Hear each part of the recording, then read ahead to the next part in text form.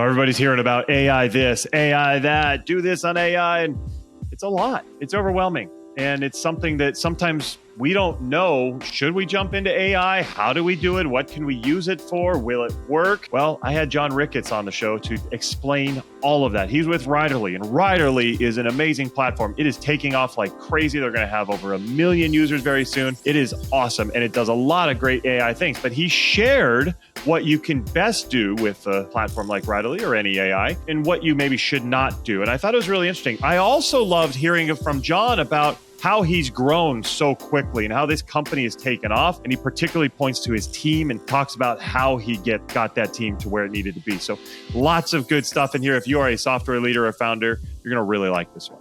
Welcome to Scale Your SaaS, the podcast that gives you proven techniques and formulas for boosting your revenue and achieving your dream exit. Brought to you by a guy who's done just that multiple times. Here's your host, Matt Wallach. And welcome to Scale Your SaaS. Thank you very much for being here. Really glad to have you. Make sure if you are new to the program, you are subscribed to this program. You do not want to miss out on any of the things we have coming up for you. Lots of great insights and ways for you to grow your company. We're here to make sure you can generate a whole bunch of leads, get those leads excited, get them closed, and scale a team so that you can get to your wildest dreams. And today, I'm really looking forward to hearing from Jon Ricketts. Jon's with us. Hey, Jon, how you doing? Hey, doing well, Matt. How are you? I'm doing great. Let me tell everybody who you are, Jon. So Jon, he's the co-founder and CEO of Riderly. Riderly is a powerful productivity tool that makes it easy for creators, both individual and enterprise creators, to leverage sophisticated AI to supercharge their productivity. Riderly delivers AI-enabled solutions that are thoughtfully designed and enhance content generation and automation without limitation. They're doing some amazing stuff, and they are growing crazy quick. So I'm super glad that he's coming on to share his advice with us. Jon, once again, thanks for coming on the show. Hey, glad to be here. So tell me what's coming up for you in the next few days, weeks, months. What do you guys got going on? Well, as you mentioned, we've had we've been very fortunate to experience a lot of meaningful growth over the past 2 quarters. Obviously, as we roll into Q3 next week, we've got our marching orders for where we want to sort of wind up by the end of the year. Riderly, as the core platform, is still doing well, onboarding a lot of customers, clients, discovering new use cases, but really excited about more of a hyper vertical product launch in a product called eCom that we released 2 weeks ago. So we'll be focusing a lot more on that and really keep doing what we do well, which is uncovering use cases, applying generative AI principles and modalities to sort of enhance automation and make work a little bit easier and more effective for people. I love it. That's speaking right to me. We need all of that. But I want to go back before we get into some of that. I want to understand what inspires you to create this platform. How did Riderly come to be? Yeah, so, I think it's pretty easy to understand that the first time someone, comes across a generative AI tool, it just, you can't help but experience a lot of curiosity. Once I was able to start playing with this a few years ago, quickly saw that, hey, not only can it enhance a lot of the manual tasks and manual processes in my day-to-day, but then the mind starts to go to, well, what are other potential use cases? How can enterprises and large organizations use this at scale? What are the collaborative efforts to be unlocked here? All that being said, though, myself included, along with the AI curiosity comes a great deal of AI hesitancy, right? It's what are the risks? We can clearly see a lot of the benefits. But where are the risks? Where's the exposure? And what are some things that we need to be aware of before we really start, integrating this into our day to day? But, I've come a long way over the past few years. I think the general public is now starting to see, whether they've been a Riderly user, or another platform user. Certainly a lot of people are using ChatGPT, and they're really starting to see, hey, there's some meaningful benefit that can be applied, both personally and professionally. And that that curiosity and hesitancy is really starting to lean more in favor of the curiosity and sort of the natural progression with any new technology. And we're really starting to see more people embrace it. Yeah, I would agree. I'm starting to see a pickup as well. What would you say are some of the best things people can do with Writerly or an AI platform to help them with their content? I think on the generative side, using it as an inspirational tool. Yes, it can create, new works of content from a few inputs, but it's really good at taking existing content, putting a different spin on it, presenting it to the creator in 2, 3, 4, half a dozen different ways.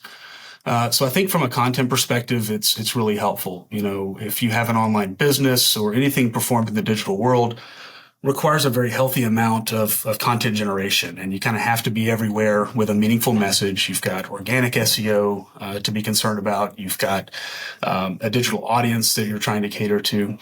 And a lot of times, writer's block is real, trying to come up with the right things to say that isn't just, fluff or filler, that has some sort of teeth to it. I think generative AI is a perfect application for that. Going a step further from, just having it assist you in manual processes, we are now seeing tools in the marketplace on a weekly basis that are really focused on automation. So taking these manual AI processes, automating them, and then being able to distribute them, either across organizations, throughout enterprises.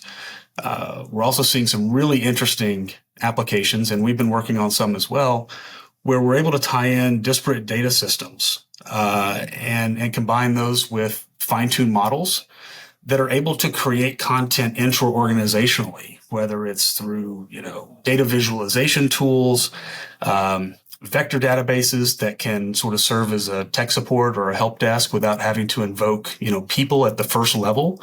I think we're really starting to see that there's almost an infinite amount of places that AI is going to take us, over the next few years and decades.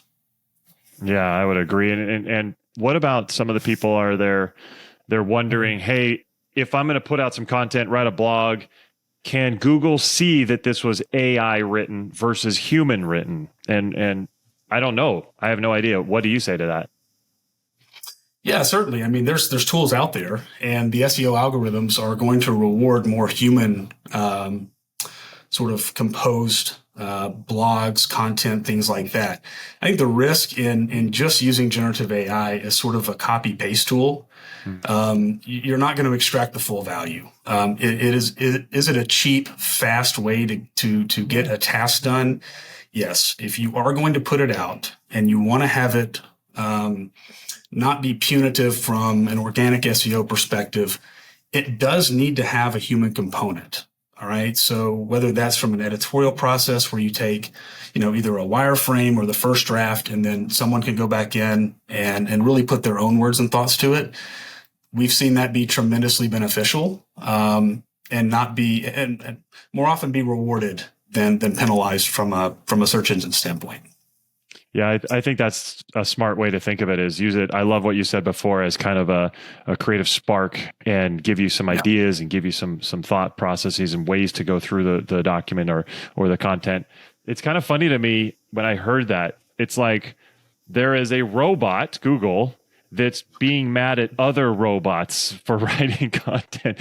Right. My very unsophisticated, dumb brain just finds that funny. But let me ask you. So you guys... True. Yeah, it's pretty funny.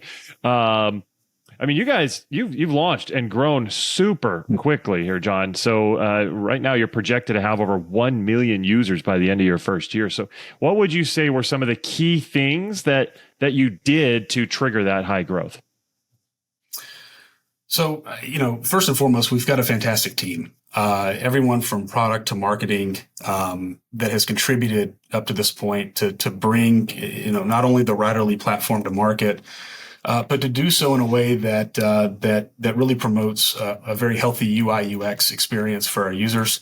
It would be disingenuous to say that certainly OpenAI's launch of ChatGPT, almost simultaneous to the Writerly beta platform launch, certainly created a lot of tailwind for us in terms of, what's driving Google search traffic in the realm of generative AI.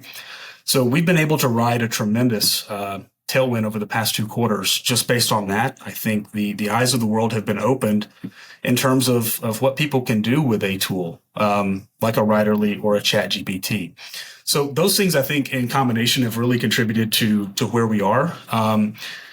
As a founder and as a leader of a company that's in growth mode, the concern is always, are we doing enough to maintain this growth? And are we doing enough to see this out through the end of the year and beyond? And there's always some hesitancy in believing that the early growth is going to sustain. Mm-hmm. And so I've been paying particular attention to what are the market trends? What are the macro trends? What are other platforms seeing? And right now, we're continuing to grow. I mean, month over month, in terms of new users on board, the platform is continuing to grow at a very healthy pace. And I think that we're just at the starting line right now. There's a lot of fatigue around AI. I feel like we've sort of overplayed the term. Everywhere you turn, it's something is being performed by AI. To what degree is often debatable, but it's a great marketing term. But we're just at the starting point. And I think we're going to look back in 10 years and say, remember when, we were all sitting there having, a GPT-enabled assistant help us, write blogs or curate emails or social media posts and kind of laugh based on where we are, a decade from now. But I think that really it's this curiosity and the fact that it contributes meaningfully to people that are using it and have figured out how to use it to extract a lot of economic benefit for their business purposes. Having a digital presence, as requires a lot of work. It requires a lot of effort to be sort of everywhere all at once with a targeted message for an audience. And generative AI sort of accelerates that ability to move closer to that ideal state versus just 1 or 2 people manually trying to achieve that process. Is it perfect right now? Absolutely not. With large language models, hallucinations are real.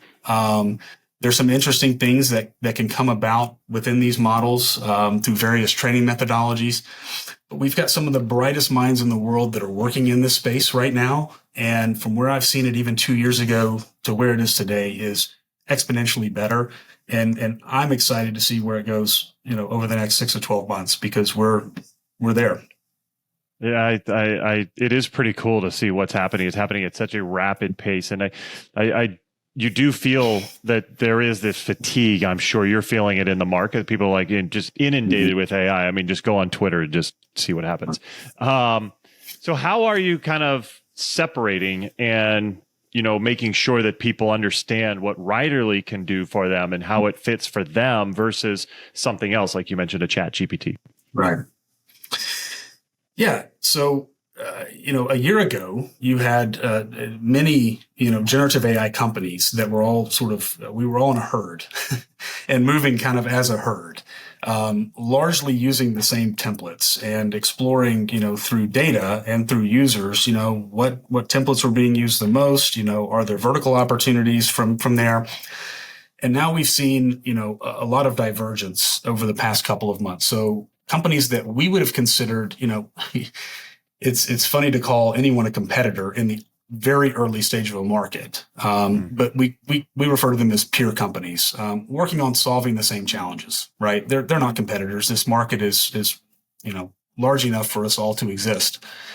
But now the peer company group that we had a year ago has changed, several times. And so now the peer companies that we're with, are focused on, more sort of specific challenges. So for us, Writerly, it was important to say, okay, I think generative AI at the individual level is powerful. But from an enterprise or a large organization standpoint, how are they going to implement using a tool like this intra-organizationally? And so we started really focusing on, hey, look, let's take a lot of these use cases that are being performed at the individual level, and what are some features and security measures that we can build to make this more accepted with larger teams. So things like the ability to collaborate with team members working on the same templates or the same work product. Obviously, some security measures from encrypted data to make sure that companies that are creating campaigns can feel secure and safe that their inputs that they're putting in are going to be protected. So that's really where we started to move probably 4 to 6 months ago. And we put together a nice roundtable of advisors from large organizations and really just asked them, hey, what are the challenges that you see right now from widespread adoption inside of your organization? And every one of them said, we want this. We just don't know how it applies, across multiple teams, things like that. So we went to work on addressing that. And, it's interesting to say that as an application layer software company, a lot of what we do is really connecting disparate data systems that these companies are already using, combining that with fine-tuned AI models and really solving very specific challenges and unlocking opportunities for companies that they want to see. So we're not coming in and saying, hey, you need this for every department. You need, it's great. It's more granular. Let's develop some really needed use cases. And let's start there because, like I said, AI is not going to go anywhere. We're also not going to force this down, large organizations all at once. So we're really happy at the cadence. It allows us to learn. It allows the companies to learn, and then provides us more opportunity to build some unique features and unique products going forward. I love that. And I think that's key because, like we talked about, it's so popular to hear these AI, but people like me running companies really don't know all about it and what it can do. I bet you guys are spending a lot of time on educating your market. It's a very, ignorant market, I would say. They know it's there, but they don't know how to use it or what they can do or what the products are all about and what they can generate with it, right? Yeah, I mean, it's all market development right now. But I think the real benefit that we have is that we have a very robust engine in these large language models, whether it's from Open, whether it's from Amazon, whether it's NVIDIA on the video side. The sort of foundation model players in that market has expanded, which has allowed the next layer of sort of your application layer players to go in and explore some really interesting use cases for these businesses. And we have been very intentional about saying, and it's been very hard for us because at first we wanted to move as fast as the AI market was moving. And after 45 to 60 days, you realize you're not going to move as fast as the AI market is moving. I mean, just look at any market map that comes out on a weekly basis and there's hundreds of new AI companies. Mm-hmm. And so we intentionally throttled back and we said, I think the right thing to do here is to exercise some patience, which is really, really difficult in a fast-moving market. Yep. But it served us well. And I think I've talked to other founders in the AI space that have had similar results by just sort of taking let's take a modest approach to this. Let's not try to chase. Let's not try to necessarily be the leader in a particular area, because we have to learn as much as our end users have to learn ultimately. And if we're going to be sort of the shepherd and the team that leads other people to embrace AI more favorably, then we have to be very realistic in terms of what their expectations of us are, what their level of knowledge is coming in. And we just, we want Writerly to be seen as a source of truth. That yes, we have products that we've built that ultimately we need to sell to the marketplace, but we want to be very upfront and sort of reasonable and not oversell anything that the capability is not there today. And it's served us well. And I think we'll continue on this road, for as long as we need to. I love that. I think those are some wise decisions there. I want to touch on, you talked earlier about your team. And you're very proud of your team. You've got a great team, and building a team that's successful in a high growth startup is very, very difficult, but also very important. So what advice can you offer in terms of how you've been able to create and develop your team? So I think my network, and I'm not speaking from a place of bragging on my network, but really I came to my network with some specific needs in terms of early people, and they really help facilitate some introductions to others that, coming to work for a startup is something that's often romanticized. A lot of people think they want to do it. But once they get in, they realize that it's nothing like they thought it was going to be.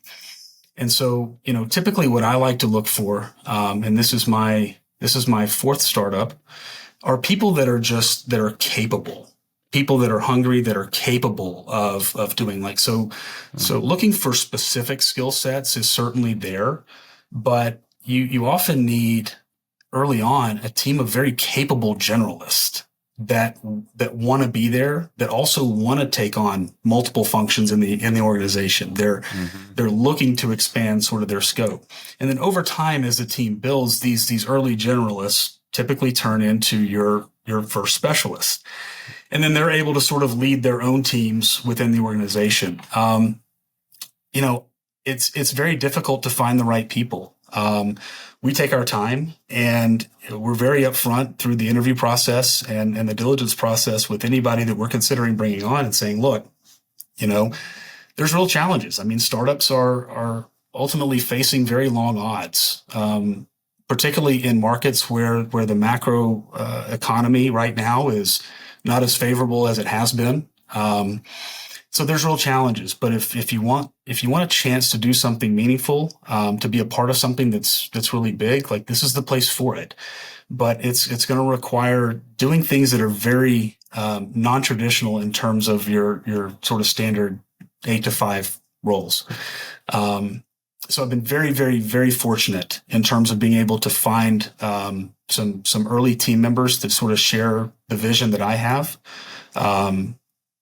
They learn from me, but I learn from them just as much. I think coming out of COVID, what we've discovered too is that there's sort of this rebound effect that's happening. My team members want to be around their other team members. I think there's a shared sort of passion, creativity when they're around others. We're not seeing this tremendous demand for exclusive remote work. There's a lot of a lot of like-minded individuals want to be there. So we've been fortunate to establish our corporate headquarters in Nashville, Tennessee, of which we have now 6 or 7 team members working out of. But we just recently opened a Brooklyn, New York office that primarily houses our product development and DevOps teams. And by no means are we requiring people to be in an office, but give them the option. And what we're seeing is that our team likes each other. They like working around each other, and they're spending most of their time in the office. And so it's fun for me to be able to go between both offices, interface with everyone. And it's just been a really, really cool experience over the last year. That's awesome. I love that. It's what you're talking about is reminding me of some of my startups and what we went through in those early days. And you're right. It's the I think dream that a lot of people have of, I want to work at a startup. It's very different once you're in there and actually doing it. And one of the things that I was thinking of when you were talking was when people would want to join the team and we would ask them, well, why, what do you look for in a company? What are your ideals? And whenever they would say safety, I want to make sure that I'm there and not have to be worried about, the company not making it. We wouldn't even interview them. We would make sure that they didn't make it because they didn't have the right mindset and something that for what we were doing. Jon, this has been really, really helpful. I want to make sure that we kind of, as we wrap up here, really suck out the best of your wisdom. What advice would you have for other software founders who are getting started and wanting to see early success? It gets overplayed, but just embrace the burn the ships mindset. You have to go all in. To your point about playing it safe, there's a lot to be said for that. And I think depending upon where you're at in life and where an individual is on their particular journey, there's nothing wrong with safe. But if you're going to go after this, you have to go all in, and you have to trust that, through your efforts, through your decisions, that there will be, some level of reward on the other side. But also with the mindset that, look, nothing is guaranteed. But I found that, and I've watched others and learned from other founders that, when they put their head down and they apply that mentality, I think your chance of success is far greater than trying to hedge and create some sort of a safety net. It also invokes enthusiasm. And sort of enthusiasm is contagious among the team. You've got to have people that are excited to build. You've got to have people that are excited to sell, and then ultimately excited to share the vision for what you want to accomplish out of this. Because, whether you're in startups, or whether you're working for, a large multinational organization, there's always going to be challenges. The challenges are just different. And it's how you adapt. It's how you are able to just sort of prioritize, hey, what's important, what's not. Mm-hmm. Those are all things that I've learned to do. Those were not, very innate, at least in me, but through experience, have been able to unlock that. But, to any founder that I talk to now, it's like, look, once you make the decision to go, you just go, just jump, and then don't worry about it, because that's your baby and you've got to take care of it. There's no one else. This is yours. But you're going to have a lot of help along the way if you commit to it. I love it. Great advice. I teach my clients, we don't want to dip our toe in the water. We need full cannonball. Get in there. Exactly. So Fantastic advice. Jon, this is awesome. He's Jon Ricketts, Writerly. Jon, how can our audience learn more about what you're doing with Writerly? Yeah, sure. I mean, visit our website, writerly.ai, WRITERLY.ai. If any of your listeners, if anything resonated and they want to reach out directly, I'm always happy to provide a personal email address. It's just Jon, Jon, @writerly.ai. Okay, perfect. And we'll put all that into the show notes for everybody who is listening, and then into the YouTube description for everybody watching. Jon, this has been awesome. Thanks so much. Yeah, thanks, Matt. This was great. Yeah, likewise. And everybody out there, thank you for listening. Thanks for watching. Again, make sure you are subscribed. You do not want to miss out on any other leader sharing their experience like Jon just did. Some great ones coming up. So hit that subscribe button. You'll be good to go. And thank you for joining us today. We'll see you next time. Take care. Thanks for listening to Scale Your SaaS. For more help on finding great leads and closing more deals, go to mattwallach.com.